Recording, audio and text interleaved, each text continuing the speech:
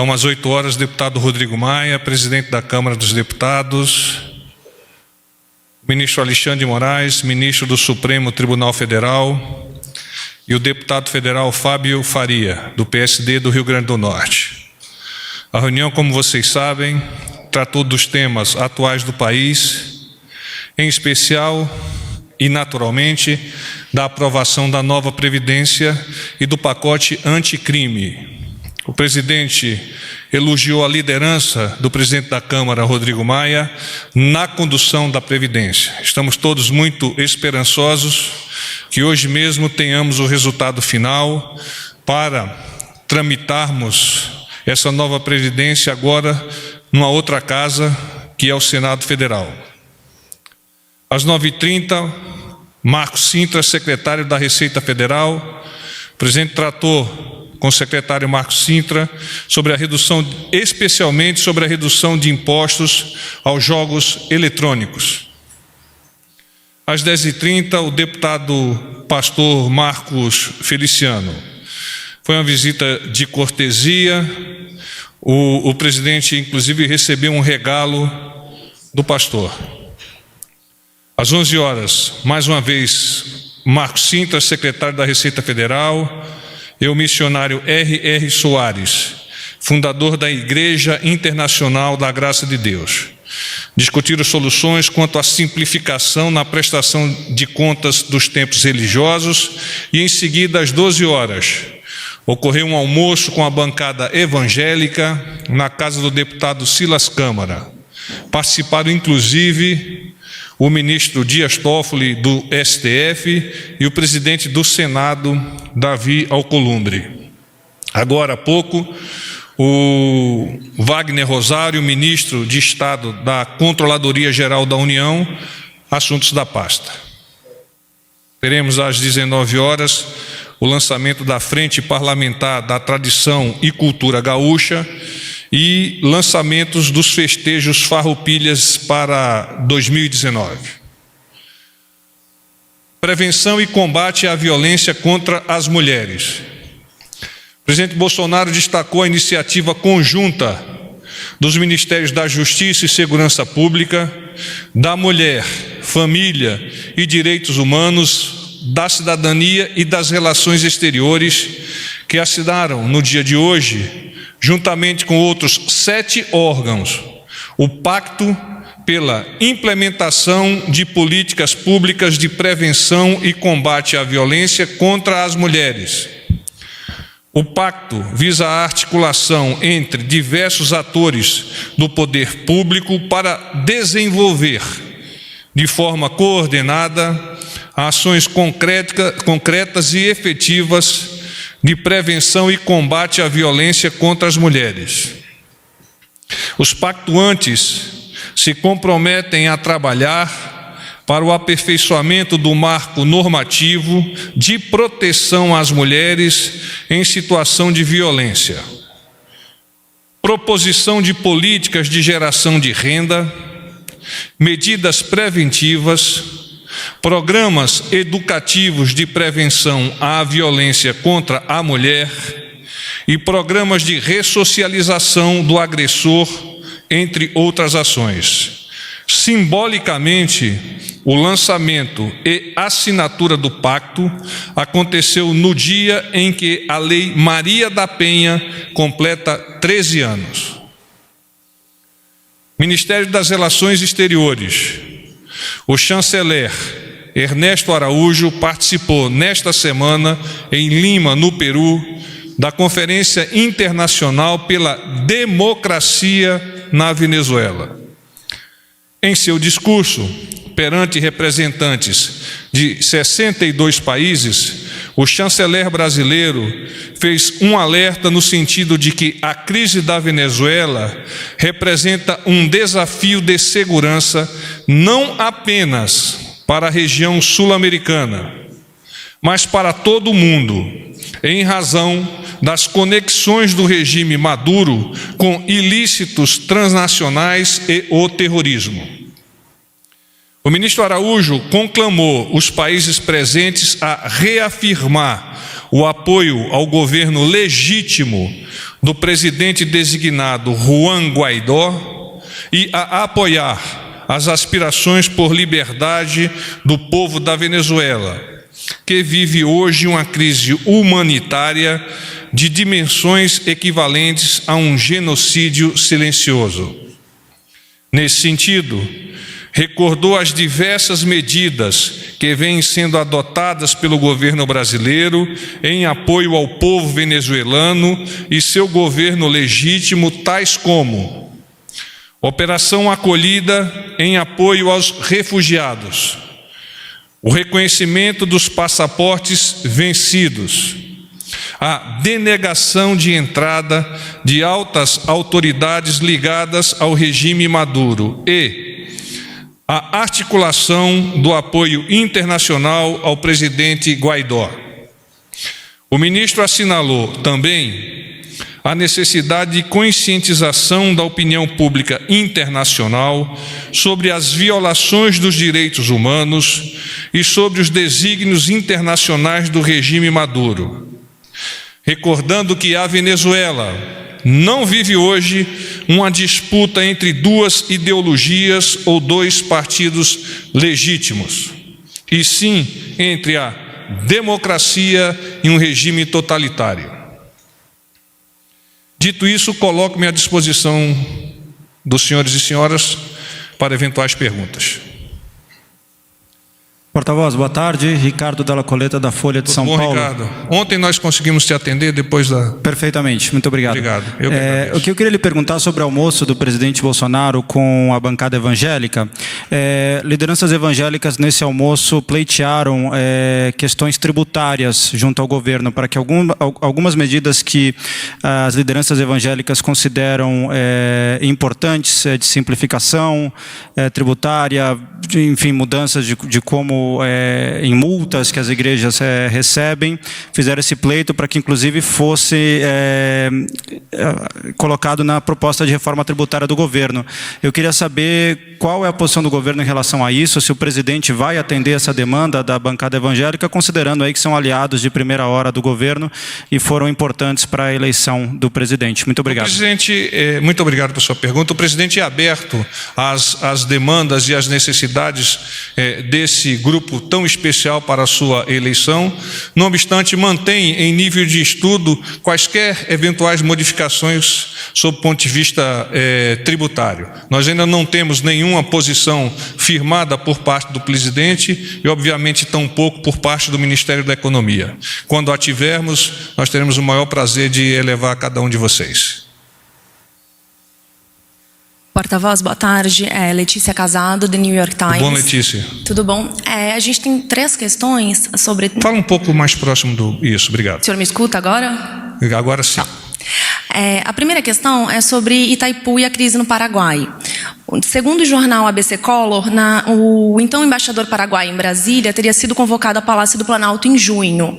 Com quem que ele se reuniu, qual que foi o teor dessa conversa e qual que foi a atuação do presidente Bolsonaro no acordo de Itaipu? E aí tem 2 outras questões sobre meio ambiente. Primeiro... Vamos então a Itaipu. Então, trata-se especialmente sobre beneficiamento... No caso específico do assunto que você nos elevou, nós já estamos, por meio do ministro das Relações Exteriores, o Ernesto Araújo, das Minas e Energia, o Almirante Bento, e do diretor-geral de Itaipu, o general Silvio Luna, abastecendo o presidente com as informações necessárias para que ele, a partir dessas informações, possa direcionar qual é o posicionamento do Brasil. Não obstante, como já dito em briefs anteriores, o presidente entende que é necessário que nós tenhamos um entendimento o mais rápido possível e um entendimento que possa acolher as percepções de ambos os países num ponto tão importante quanto a distribuição da energia de Itaipu. As questões relativas a comunicados e a reportagens do ABC Color, o presidente não comenta. Sobre meio ambiente, o Planalto considera a possibilidade de que os produtos brasileiros sofra um boicote no mercado internacional por causa do aumento do desmatamento na Amazônia? Nós não temos expectativa nesse sentido.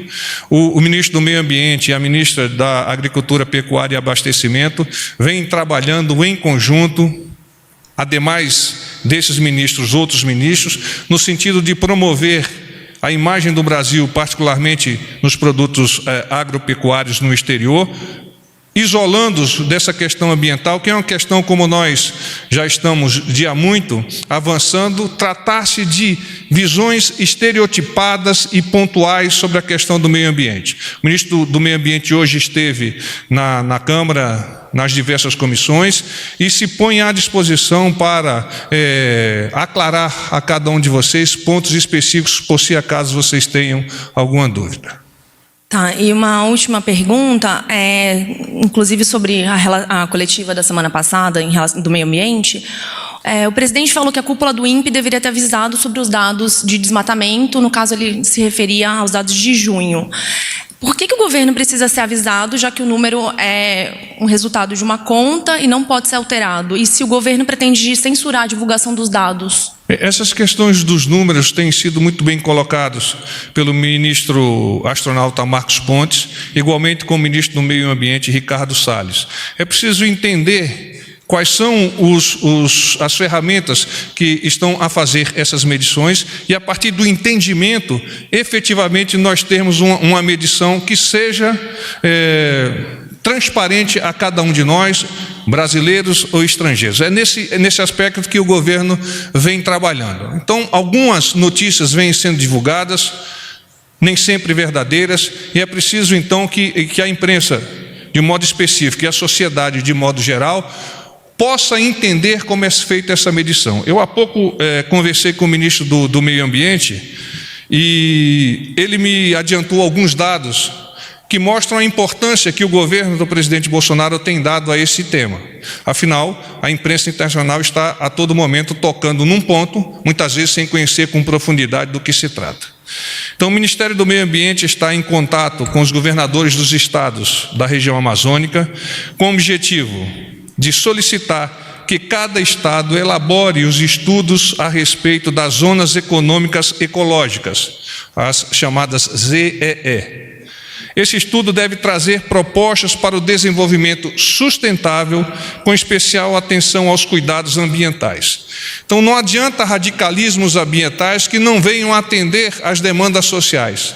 Então, o conjunto de cuidados ambientais com preocupação social é que faz com que o país possa avançar. E o Brasil, por certo, avançará conjugando essas duas percepções. E mais, será contratado, e ele já afirmou isso, um sistema de alta tecnologia para o monitoramento do desmatamento da Amazônia e outras atividades ilegais. Esse sistema de altíssima resolução permitirá o acompanhamento em tempo real com detalhamentos de até 3 metros.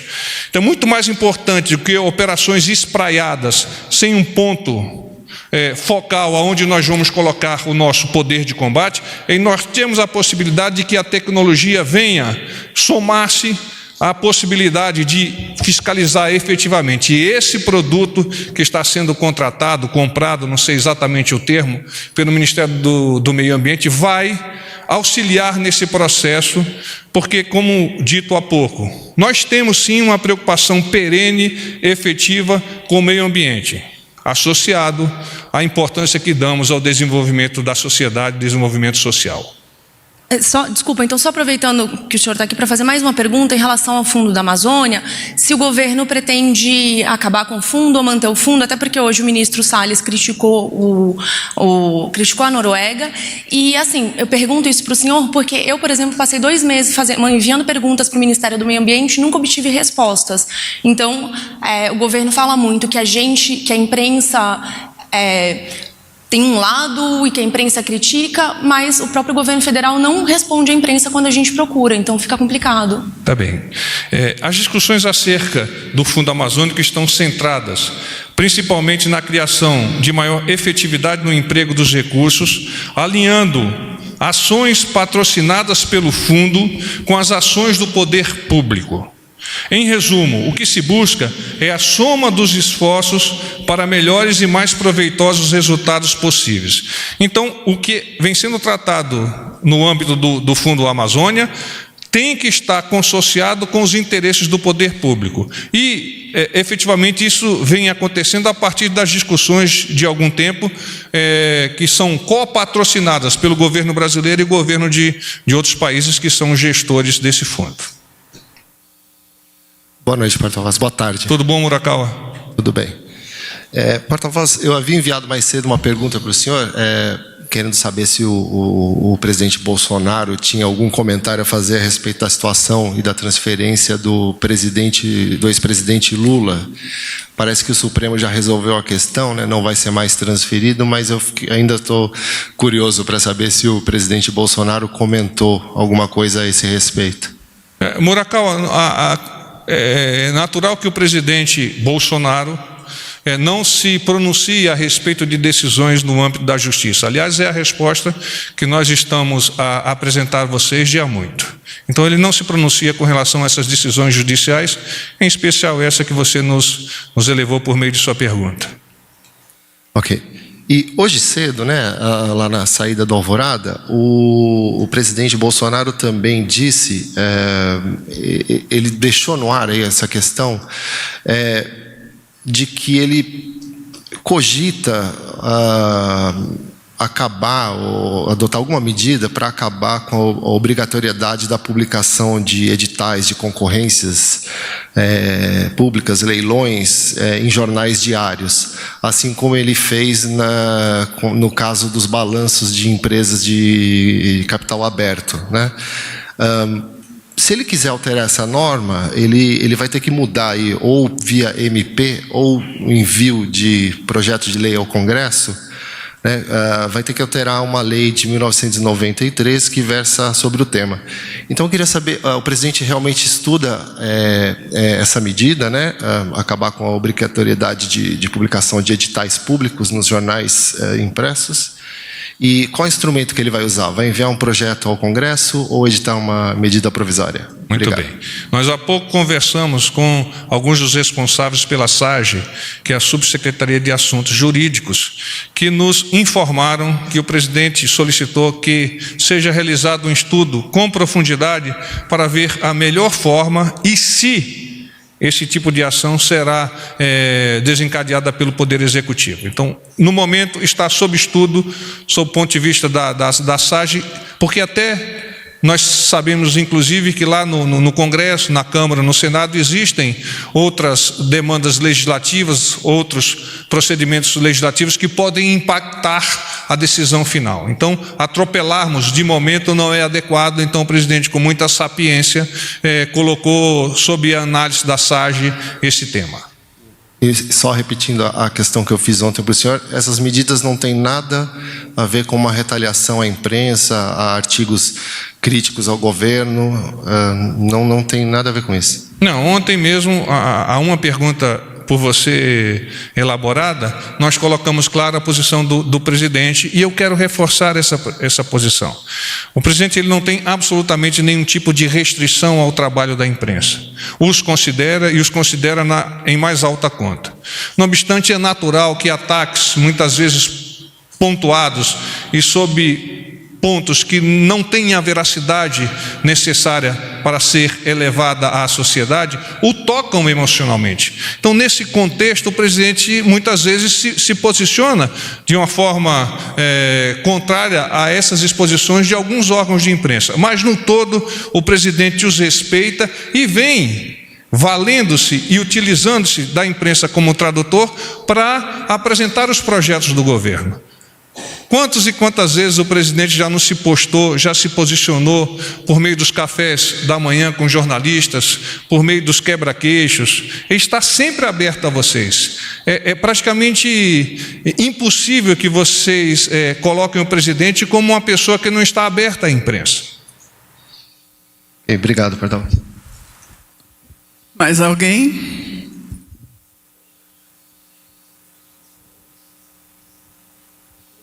André de Souza, do jornal O Globo.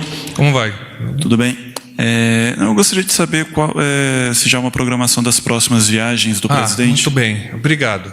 Nós temos, deixa eu achar aqui a programação, mas nós temos uma viagem a Parnaíba, nós temos uma viagem a Parnaíba na quarta-feira. Deixa eu achar aqui um pouquinho, só um minutinho, por favor.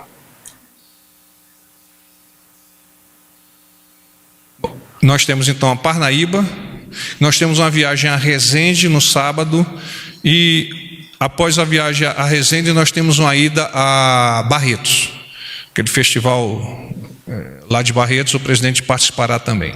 Resende é a entrega do Espadim, que é uma formatura muito simbólica da Academia Militar das Agulhas Negras, onde os cadetes do primeiro ano recebem uma representação do sabre de Caxias, o patrono do Exército, e o portam enquanto cadetes até a substituição pela espada. Mais alguma pergunta? Paz e bem para vocês.